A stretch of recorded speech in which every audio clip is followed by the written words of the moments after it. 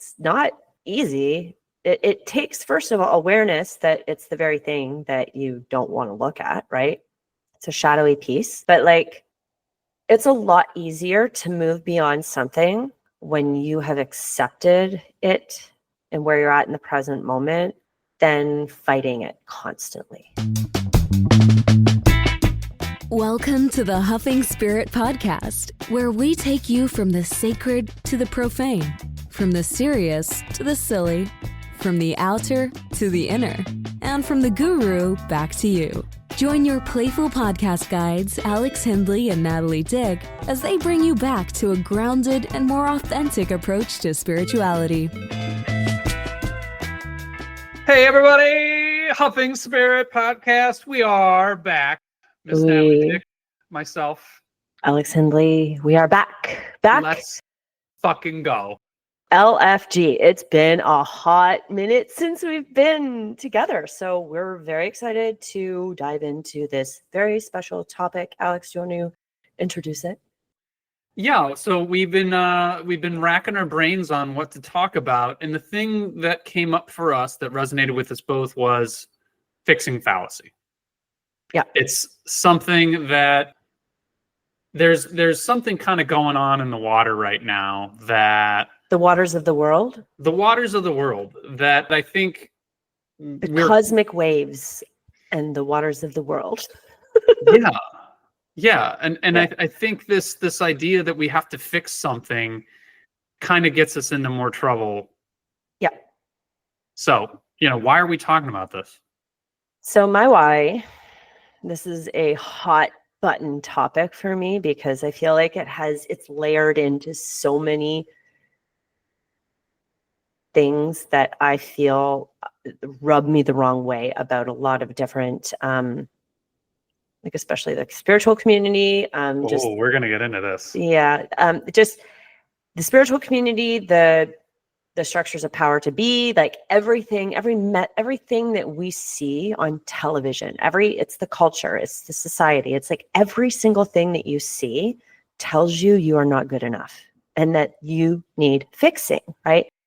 And so this really core problem has tentacles that is like literally layered into every institution of power. It's like the education system, pharma, like health, like we can go in lots of different directions, but the fallacy of being fixed, right? That is such a broad stroke of a concept, but it's really big and it's a huge problem. Well, yeah, and I'm in alignment with you in the fact that I think one of the pillars of this podcast is the fact that people are sold this idea that there's something outside themselves. Yeah. And when you get it, you're going to be great. And when you get to the next level, they go, get the next level, get the trainer course, get the train the trainer course, right? Yeah. You're never enough. Become the monk, the monker of the monk. Yeah.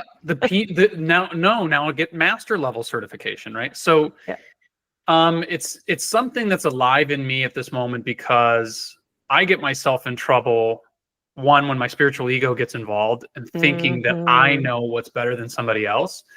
But I think that's the thing that we kind of getting ourselves into is like we're trying to fix something rather than allowing it. And by saying that you need to fix it, you're innately saying that it's broken and that you can't accept it as it is. Yeah. And to move beyond something that you are trying to say, it's like an obstacle, a challenge, a discomfort, whatever it is that you're trying to move beyond, it's going to be really hard to move beyond the thing if you are not in acceptance of it, because the resistance is the fact that you want to fix it. And it's a trap. Like it's this idea that, and I'm gonna like most things, I'm gonna talk out of both sides of my mouth because I think from a Taoist perspective, you have to hold the yin and the yang. Yeah. So I think there is a good thing when you're oriented to the positive action with it's coming from like your heart. Yeah. But I think sometimes we're doing more harm just by trying to fix. And I just don't I see the stuff in my feed and I see what's going on in the world, and everybody thinks that they have to fix something. And I think maybe there isn't anything to fix some days. Maybe it's just being curious and empathetic and meeting people where they are. Yeah. And I mean, this can be layered into, say, relationships. Let's talk about relationships for a moment, because this is a sticky one, right? For many people, it's like, I have no idea what you're talking about. Yeah, right. Like every marriage is goddamn perfect. And like it's, puppy dogs and rainbows, right? Marriage, whether in a romantic relationship, family relationships, or whatever. This idea that there is something in the other person that drives you batshit crazy. It makes you bonkers. You think that you're more evolved than them, right? This is your ego. You think you're totally. And I mean, I've been there. I like when I first started my journey, and I'm still there. I'm paying rent there. Oh God, yeah. I pay a heavy price there, but it's in this this judgment that we have of the other, that we are like, oh, they're not evolved, they're not awakened as me, they're not as conscious as me. So then we project our desire of what we want them to be, which is just an illusion, right? It is a projection of what we want them to be. And that person's never going to live up to that, because it's not who they are in the moment. So it is this fixing fallacy that, oh, if I fix that person, I mean, it happens in a relationship. If I fix that person, I will be happy. Or and then if I internally fix myself. So it can be projected out, or it can be this internal experience, right? I love what you're referring to. Let's unpack the inner world and the outer world of that as well too. Mm-hmm. Okay. So how do we see that happening internally? Okay. In a relationship? That topic, yes, but I think specifically in our own inner world, the idea that we need to improve or change something internally, and then when we get that, then we can be happy. Whole. Yeah. Whole, complete, fixed, done. I mean, I think that there is so much unconscious messaging that the programming that we're not enough, that is a constant interplay, and it takes a lot of awareness to unpack that. And that shows up in your healing, for example. That shows up when you are on a health journey and you look at the body as it's broken. It's broken. There's something wrong with me. There's something wrong with me. And therefore that attitude, or that kind of like a inner critic, it's like it's trying to fix, and it's trying to look for the thing outside of you to fix, right? Because you think that there's something wrong with you. So you're constantly, like, spidey senses searching for the thing that's going to alleviate the pain, right? Mm-hmm. And I'm not saying that there aren't, don't go to the doctor because you're not broken. Like, there are health issues, right? But if we could like shift the feeling within ourselves, like, I am whole, I am complete, I am loved, like, that's a huge piece to the healing journey, like physically, emotionally, mentally, spiritually. So I think the fallacy that we're broken plays out in our physical body, like in our relationships, emotionally, mentally, spiritually. You're absorbing this story. Like, I find myself doing this too, because I believe in a lot of the mystical stuff. Yeah. And I was watching Doctor Strange with my son Jack the other day, and part of me said, okay, there's this thing that I believe, that we do have this infinite potential within us to do these amazing, cool things. And now there's the other story that I'm telling myself. I was like, well, I'm 40 and it doesn't work the way that I right. And to some extent, yes, but I don't think those things have to be opposites. I think we can incorporate and integrate them both. And I met a lady the other day in her 50s, and she's like, yeah, I started doing parkour. I started doing parkour a few years ago. Wow. Wait, time out. What's parkour? Parkour is like this crazy range of movement where you learn to like scale buildings, like you can jump off of or Oh, okay, up you buildings. run up them and you flip.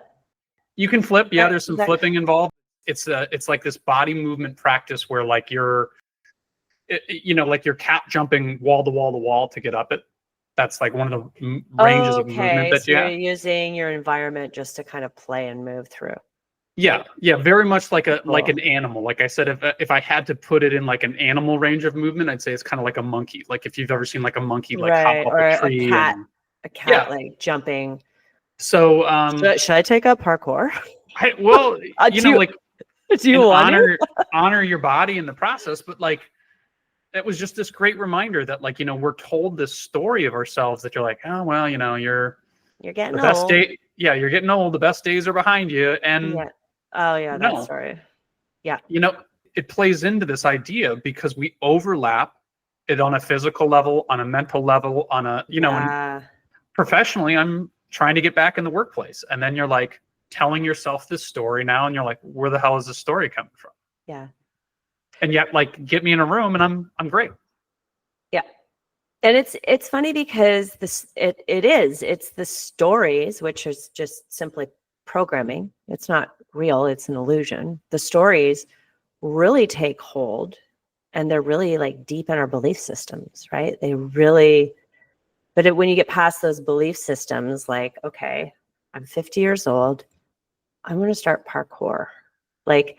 That is not the normal, and I hate the word normal, but you don't like, I'm always amazed when I see older women, like somebody who's like 75 and she's like, I'm just going to start weightlifting. And she becomes like powerlifting at 75 and she's jacked. And I'm like, I want to be that. Like there's so much of our human potential that is hijacked by mental programming that it is that programming that is so thick. It's so thick in everything that we've been told growing up, every commercial you watch, like every single bit of programming is literally the most limiting belief system that gets like downloaded into your brain. And then you're like, I'm broken. It's pulling you out of your own stuff so that you can get on somebody else's hamster wheel. Yeah. Like we literally live in an attention economy where your phone, people are monetizing how much like where you're putting your attention, which is fascinating on many levels. Yeah. I think there's a ghost back there. Well, happy Halloween. There's a Halloween wind just swirling around my patio there, trying to open the door. Somebody's trying to get in. Maybe it's an ancestor. Oh. Interesting. Save it for a different podcast. That's right. So the ghosts of Natalie's house on Halloween. Don't get too fucking weird with this spiritual podcast, okay? Oh, let's get weird. I am down. But this episode, back to the fallacy of fixing, I think that fixing, and like it's even layered in the industry where it's trying to help you. Okay. Yes. In the industries of like even therapy, even spiritual counseling, somatic facilitators, nervous system training and rewiring, it's all got remnants of trying to fix something that's broken, which bugs me a lot. It is literally one of my biggest pet peeves in the healing industry. Well, one of my favorite things that I hear from healers is they allow themselves to not know when the person comes in their space. Mm-hmm. And they say, and this is how I determine if the person is a good healer or not. Because I've seen some people that literally say the words, why won't you let me help you? I know what to do for you. Why won't you let me help you? Or creepy. Yeah. And on the other side of it, though, these amazing healers, like the ones that we talk to on our podcast, they will say, I don't know. I don't know what's going to come up. Yes. I'm here with you in that space. Yeah. And as it unfolds, we're going to process it together. But I myself am not doing anything. I'm facilitating the space for that unfolding, for that healing to actually happen. And it's such a beautiful process because that unfolding is giving yourself full trust in the thing that's much greater than you, which is the divine, which is source, God, whatever label you want to put on it. But leaning into that mystery, that's like the scariest thing for people. It's like, well, I'm not going to lean into that mystery. Like, why? Like, I don't know what's there, right? And knowing, like, I love when healers are like, I don't know, I don't have the answer for that. Like, you can just see their ego is just diminished. Well, so I think if you feel that we've encapsulated everything with the internal component, I think we can move to the external, because I think this is a good transition. Yeah. And the not knowing component, right? A lot of people think that they're going to go to some place and the person's going to do this for them. Yes. It's not our job to be your fucking Sherpa up the mountain. No. It's our job to climb it with you, but we're not carrying all your shit for you. We're on the sidelines, like cheering you on, being a guide, a light, and somebody to show you little bits of the path, little inklings of it. And I remember this when I first started doing healing sessions, I felt like I had to pull these people up the hill. I felt like I had to do all the work. Where does that come from? Like, oh, that comes from my own insecurity that I'm attached to their outcome, and that's not me being in the process of unfolding. Me not allowing their unfolding as it should be, as it is, not being in touch with that. That's my projection. Expand on attached to outcome, because I think that what you said there, there's some really potent gold in there for people to dig into. That, yeah, I think that you get a lot of people, and it's interesting. I'm working with a client right now in her business, and we're working on not being attached to the outcome of her client's like experience, because I can see myself in this. It's like, I want my clients to, move and evolve and expand in a beautiful way, right? That's initially why people get in, because we want people to have amazing experiences, right? But what the beginner healer doesn't realize is that no, the darkness and the cringe and the shit storm is sacred too. And if that is unfolding in front of you, you hold it. You hold it with them and you allow that to unfold. It's part of the whole. It's part of the all of the human.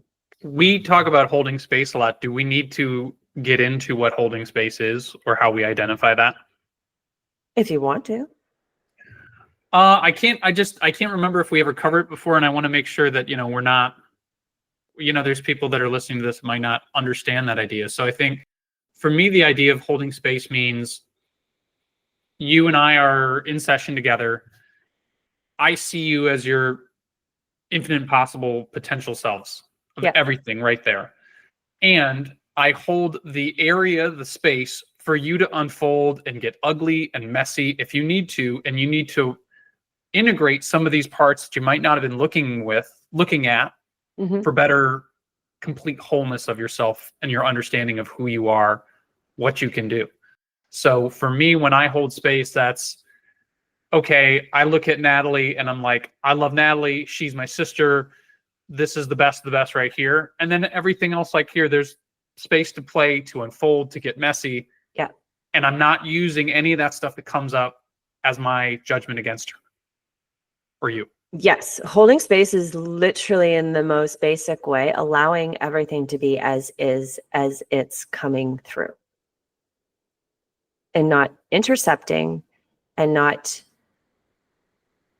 trying to project where you want them to go. It's like, oh, well, I want you to go here. of course, we want all of our clients to expand and feel more love in their life and more abundance and all of the wonderful things. But everyone's trajectory and how they get there is so unique and so soulfully orchestrated, right?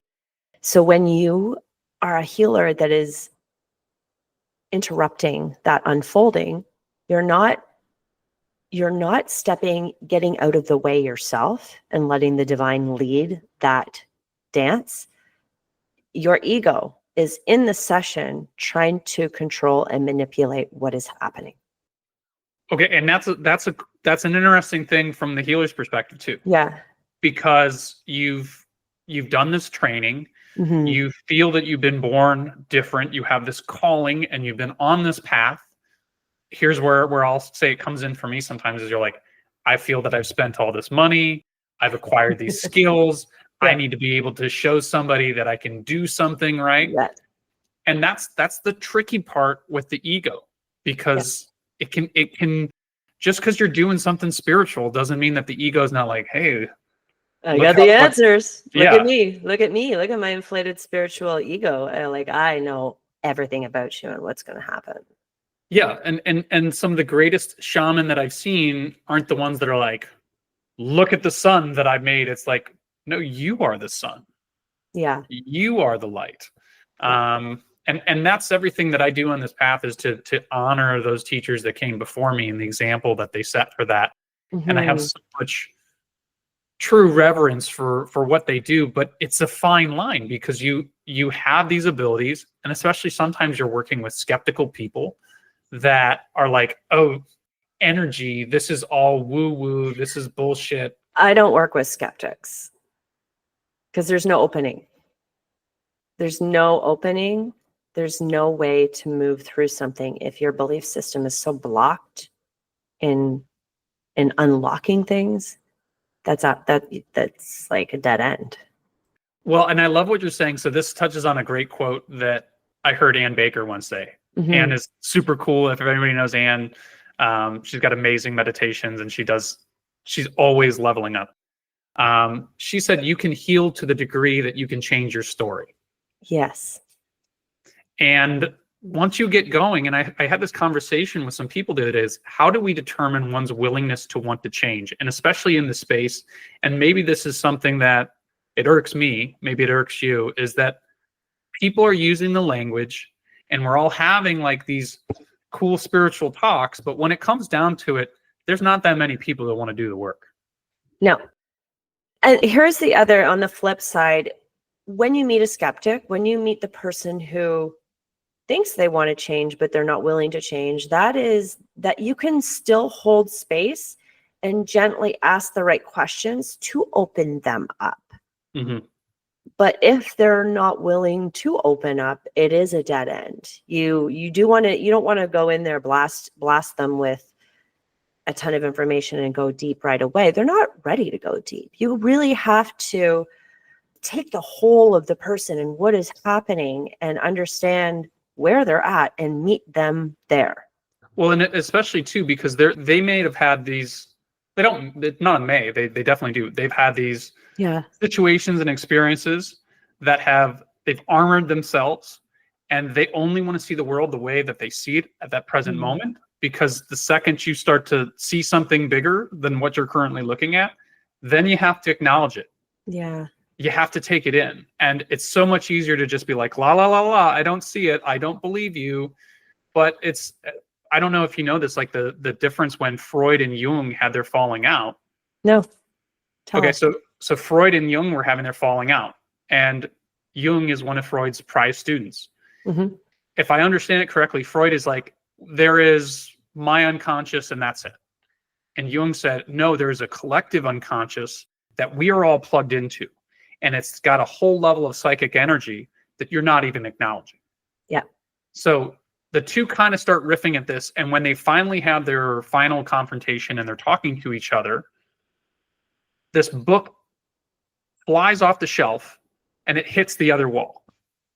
And Freud was like, what the fuck was that? And Jung was like, this is what I'm telling you. The collective, there's There's this psychic energy around us that we have to be aware of, if you're not aware of this, then you're not understanding how that's influencing the person, and you don't know how to show up for the person better. Right. So it's really interesting to me, though. I mean, like the one's willingness to want to change, and I think that's the thing. It's a catch-22. We're talking about trying not to fix things, and yet we're also talking about doing the work. So the riddle that I ask myself is, what is the difference? You should start out with riddle me this.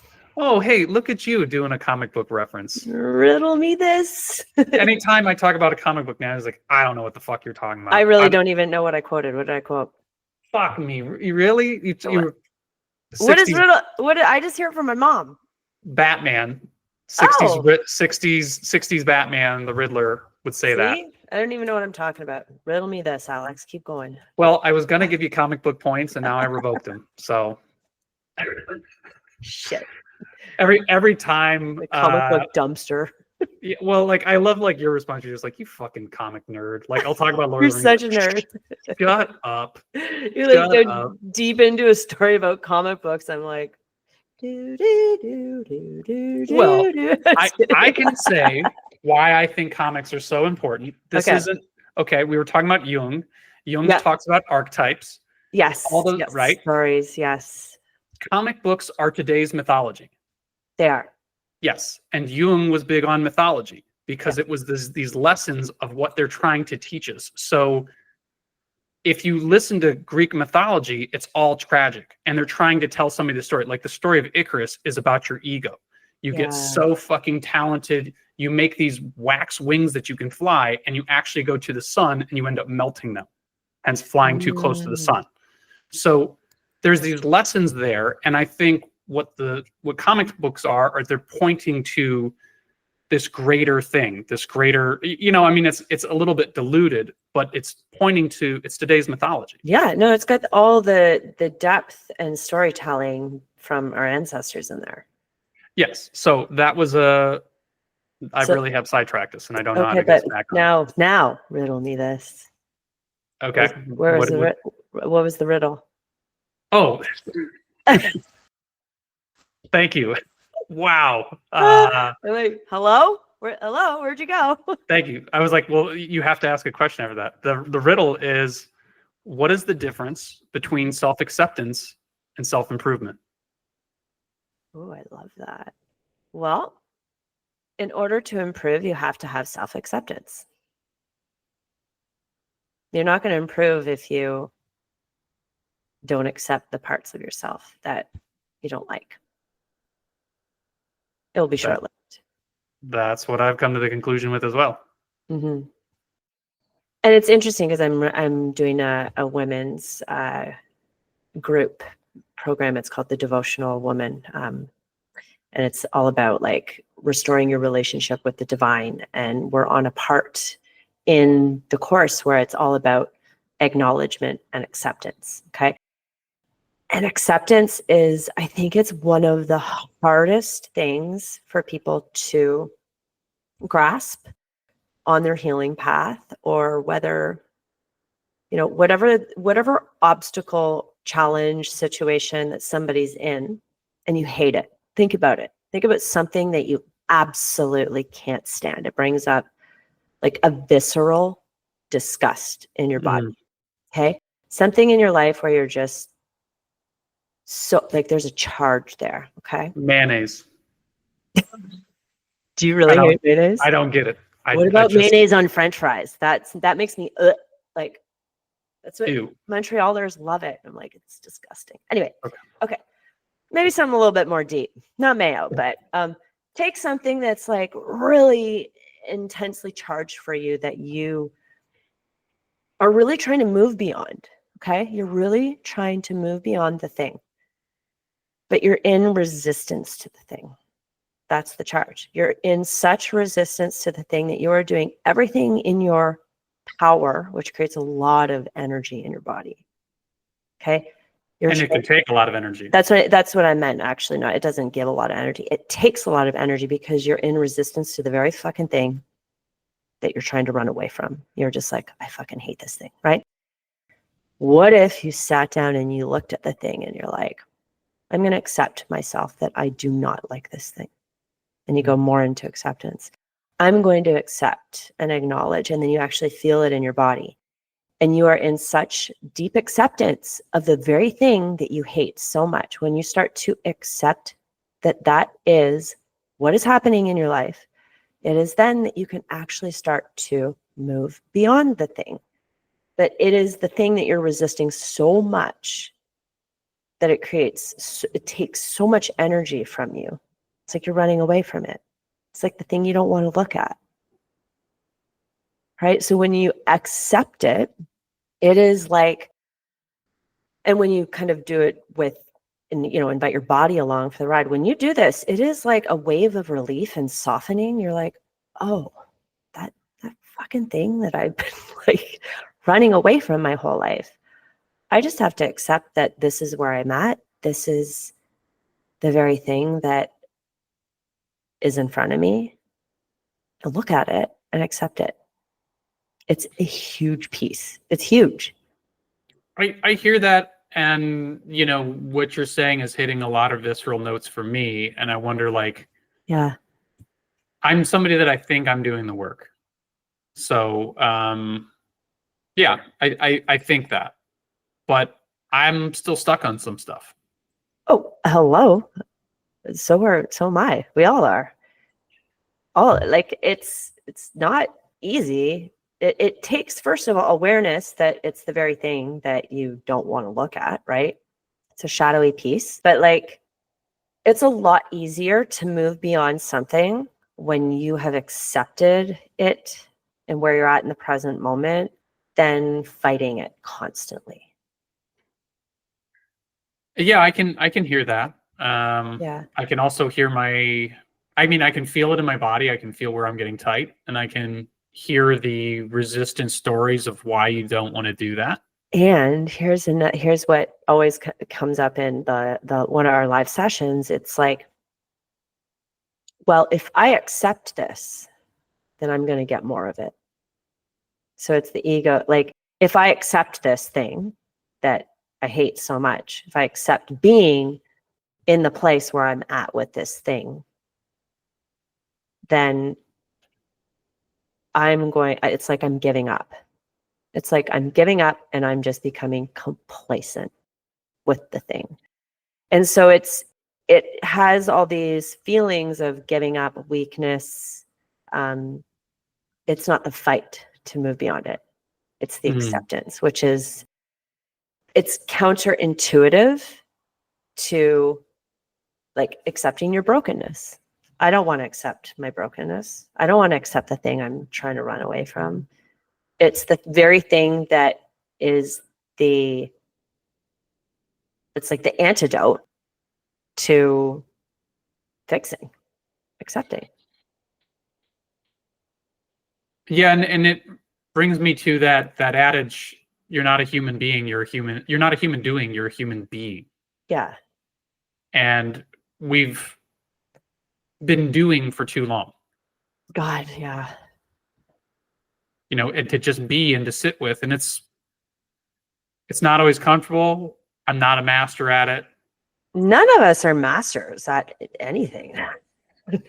Yeah, I teach this stuff, but I'm also constantly in practice of it. It's like there's so many parts of myself that I'm grossed out by. There's so many shadows within me that I am so fearful of exposing to people or showing people. That's a lifelong that's a lifelong journey of accepting all parts of yourself. Well, and once with the shadow, and I think this is a different subject in itself, Yeah. of getting into what shadow is and everything, but you're always integrating your shadow, because as you expand your light, you expand your darkness as well, because you're a whole spectrum being.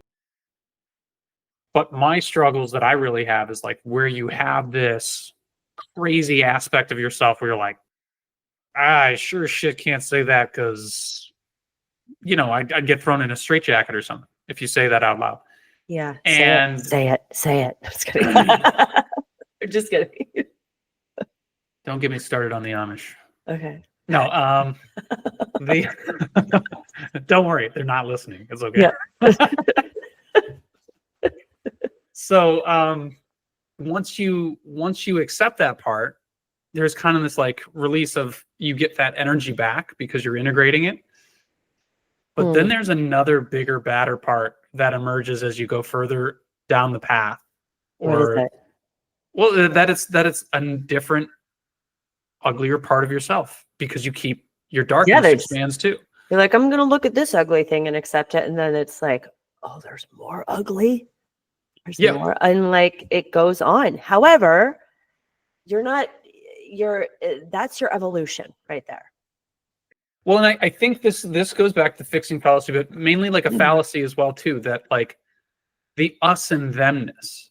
Yeah. And anything. I mean, I'm in the United States. We've got an election coming up, and the us and themness that's going on.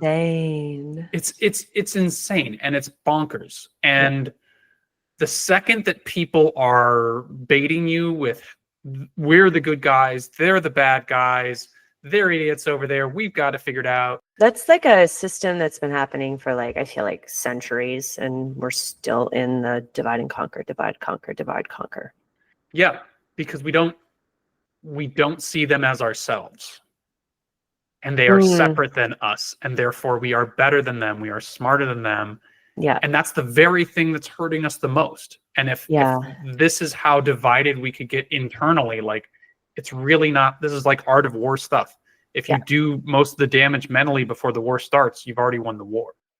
And to bring it back to like, really working on the internal part of you, right? This is like inner, outer, as above, so below. It's like, as you encounter the pieces of yourself and you start accepting, the same fixing fallacy exists outside of you in the otherness, right? It's like, well, if they didn't exist like this, then the world would be okay. No. And if they didn't exist, you wouldn't have anything to bitch about. Right. You have the contrast, right? So I think it's really interesting is like the only way we're going to fix America is if, Kamala gets into office, or the only way America is going to be fixed is if Trump gets into office. It is the same story on two sides, and I'm not going to go into like which side is better, because that's the otherness, that's the fixing fallacy that you see in the projection outside of yourself. And going back to the relationships, right? You're in a relationship where like, and I'm guilty of this. I was in a marriage where I did this. I'm like, oh, if you showed up like this, then we could have a good relationship. Right? Yes. The lack of acceptance on my part was my projection and creating an illusion of what that person could be. And we do that in relationships all the time. Again, you get to a point where there are things that you eventually do have to move on if it doesn't work out, which was my situation. But there is so much lack of acceptance in relationships for where people are at. They fall in love with the projection of not of what is, right? Not of what is showing up, but the projection and idea of what that person is. And they're like, if we could just fix that person and get them to this point, our relationship could be okay. Yes. To a point. Well, I mean, thank you for the vulnerable share, because that's something that resonates with, I think, most people in relationships. Is there's some level of that. I've done it in past relationships too, of trying to fix people. And I mean, I love to fall in love with potential. That is my pattern. That was my thing. I'd be like, oh my God, I can fix him. Every woman loves a good project. Like, oh, he's got so much potential, right? Like, and guys do this too. Like, it's the wild. Well, it's amazing. Fallacy. It's amazing what it activates, right? As a guy, I think it might activate like the white knight complex, of I can rescue her. Yeah. She's like a total toxic soup. A toxic soup. Yeah. Yeah. And it's funny because more often than not, like when those things go sideways, you'll have a beer with a buddy and they're like, oh yeah, that was really bad taste on your part. Bad move on your part. And, And nobody tells you. Yeah. You just have to go through it. And that's kind of the thing too, though. Like I honor that the older I get too, of like, okay, one part of me wants that conversation. The other says they're honoring my sovereignty. Like, one, I didn't ask for it. And two, like, they're honoring me where I am, and you're going to figure it out, sport. Yeah. And I find it interesting, like in all relationships, we have this idealized notion of who that person is, right? And in like a projection, we're watching a movie about them. And it's like not true because we've created it. Well, on the other side of it too, we can't actually see everything that they are. Right? Yeah. So you create it. It's an illusion. It's actually an illusion of your own projection.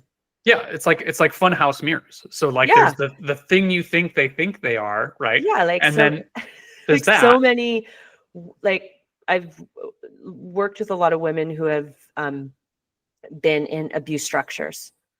And the abuse structure, which is the program, the trauma, literally projects this image or this film on a screen where they're watching it and they're like, this guy's wonderful. Meanwhile, he's a goddamn narcissist, like full blown, like cray dude, right? And to them, because the distortion that they've experienced, they see something entirely different. It's an illusion. It's wild. Yeah. Do you want to get into the spiritual stuff, like what you're seeing in the spiritual community? With damn straight I do. Okay. And I will hold space for all your weirdness on this topic. So I've been a spiritual entrepreneur for 12 years now. And I almost want to leave. Like, I get that vibe sometimes too. I literally want to flip my business and not be long or even associate myself with anything new age right now. Because, and hear me out for just a second, because even like, let's take a step back and like in the times where religion had the structure of power, right? And it's this image that God is outside of you. I have all the answers for you. Do this. I'm the priest who is the man of God. Mm-hmm. I'm the closest to God. So therefore, I am going to lead you to God. Nobody else can, right? So it's like, picture that structure of power, okay? Now, flip it over to New Age, and you've got the same people unconsciously doing this with spiritual ego, saying, I have a channeled message. My message is the only truth. It's the same freaking thing, and it's very scary. It is super scary because I'm seeing so many people in the spiritual community say, I've got the solution. They're not leading people back to themselves. They are taking them out of themselves as they are the ones, the person's going to get them to 5D, the next frequency. Oh, listen to my light language on my, whatever, my light language course, and you will be activated and upgraded. This is the kind of stuff that I want to flip a table over. I want to flip a table over because you are leading people into systems of power that are, again, outside of themselves. It's like, come over here, I'm going to fix you. Same thing, the priest. I am the closest to God. I am going to lead you to God. It's creepy. It is, and we're in an age where, like, I'm so honored that Bonnie was on the podcast and we did that, and yet, like, cults are still a thing. Like, people get roped into these. I know.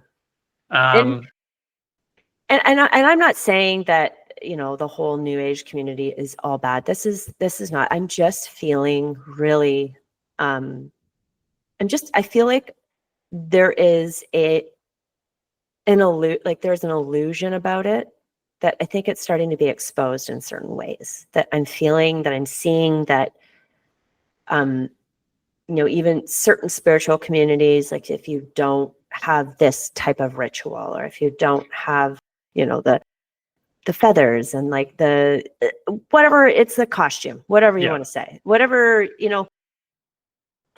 something vaguely indigenous, where we yeah, kind of pay homage, but not really, to the people that gave us the lineage. Yeah, it's like, oh, if you don't have this, then you're not.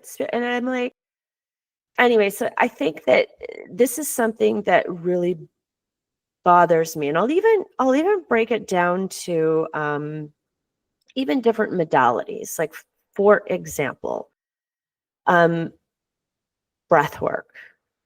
I love breath work. I think it is a phenomenal modality to help you connect to deeper parts of yourself. However, there are some practitioners that they're using it as a means. Oh, you've got something uncomfortable coming up.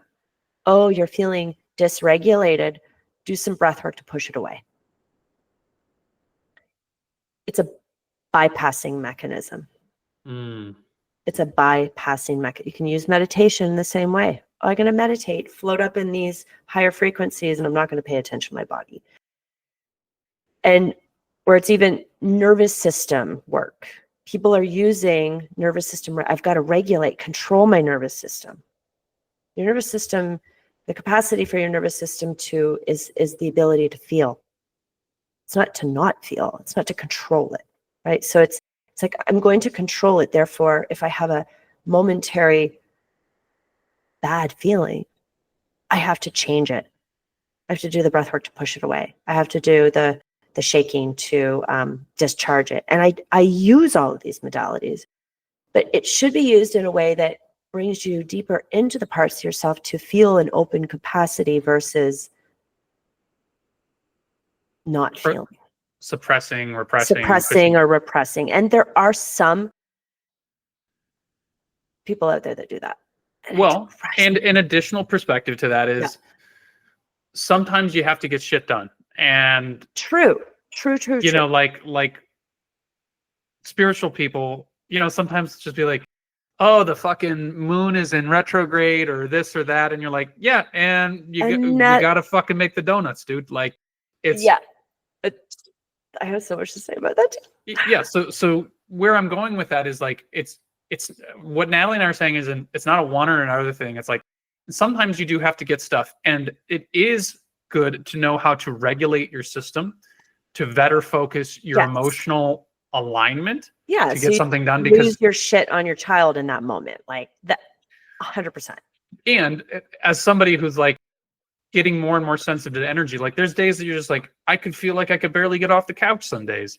Yeah. And you gotta, sometimes you just gotta fucking crank some AC/DC, and you gotta, so, and what I would say to that is, I'm not pushing it away. I'm saying I am going to mindfully come back to this later when I have the time to dig into this. Right. Or I'm going to go to the garage and have a sacred rage session and let myself like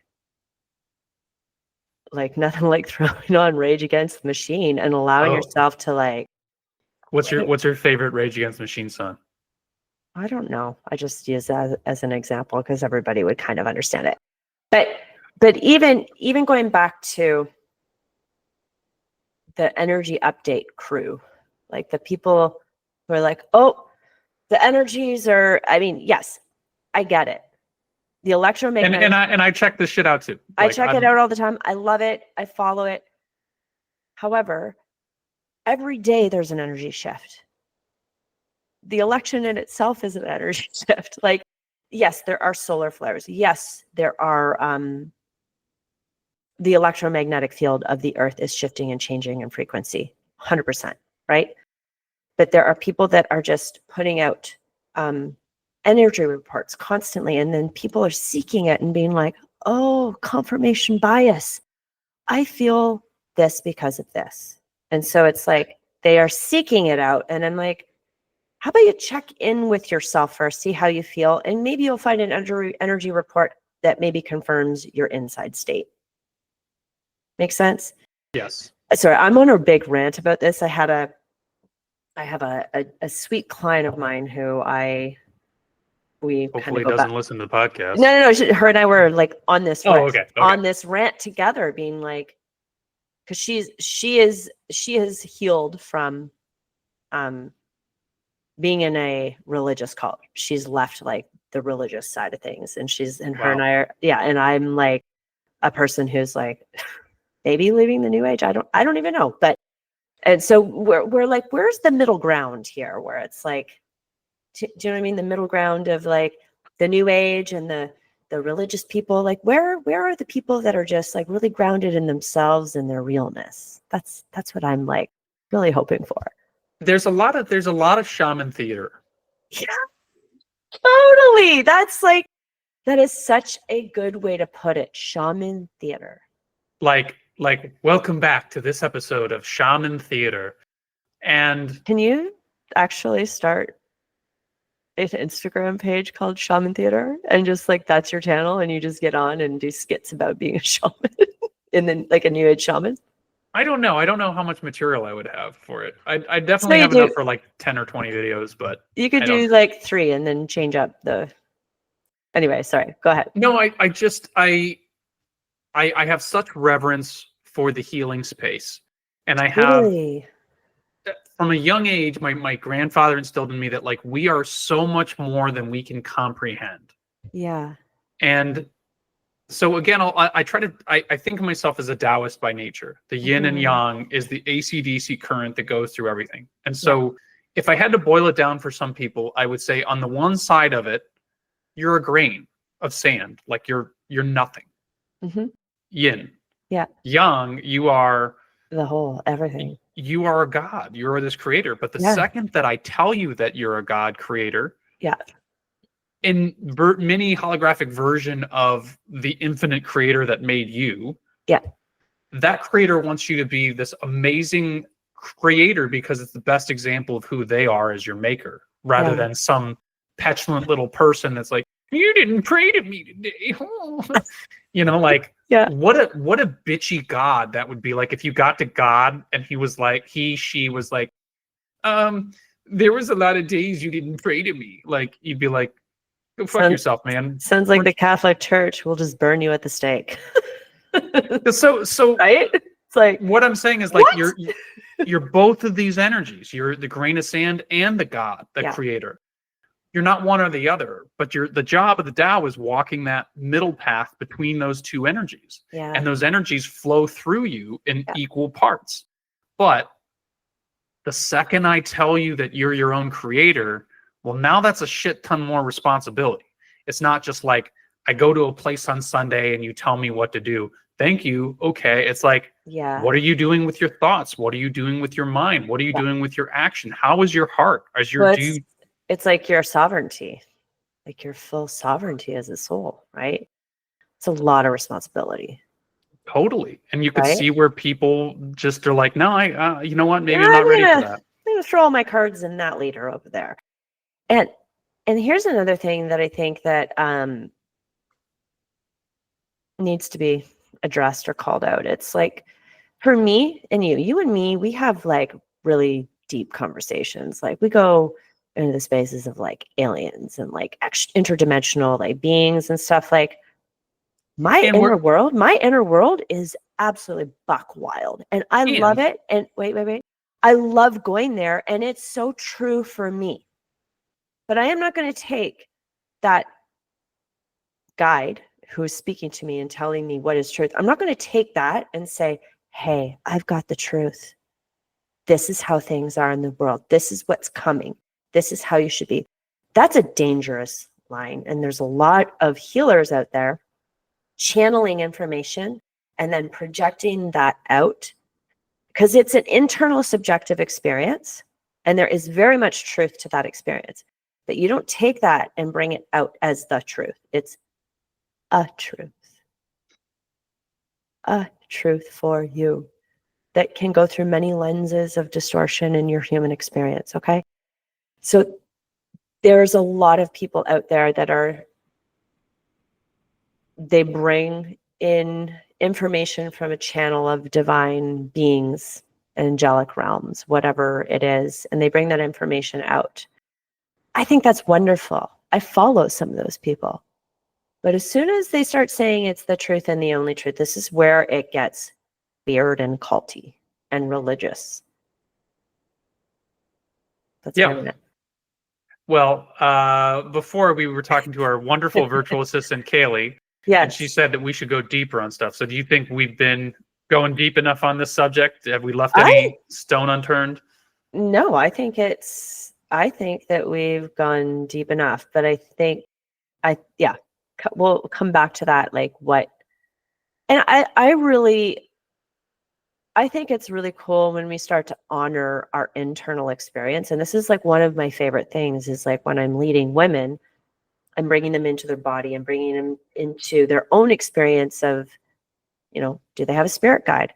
Cool. What's your guide saying? Like, but don't take that information and project it out there as the truth, right? Like really hone in and develop what your internal universe is, right? But don't take that internal and project it out as like the only thing. This is like what I can't stand.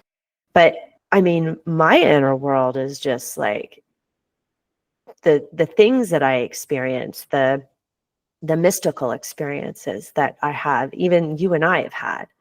These are amazing. And maybe we will tell a little bit more of that, but never, ever will I take my mystical experiences as something that everybody should adhere to or know about. You know what I mean? Yeah. And with me, when I share mine, it's more of like, hey, this happened for me the one day. Maybe there's some truth in here for you. Try it on. If it fits, great. If not. There you go. Right there. Right there. This is what happened to me. It doesn't mean that I dismiss what happened to you. I'm like, tell me more. I want to know more about it. But I'm not going to take your experience as my truth. Right? Yeah. And I think that right there is what I cannot handle in the spiritual healing space.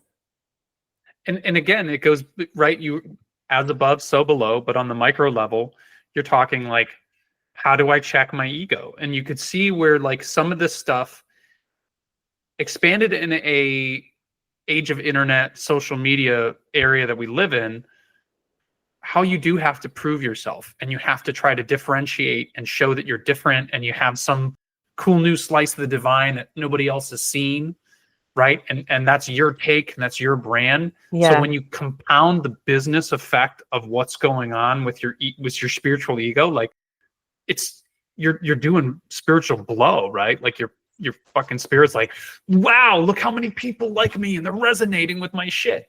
Coming from a guy who gets like maybe 20 likes, so.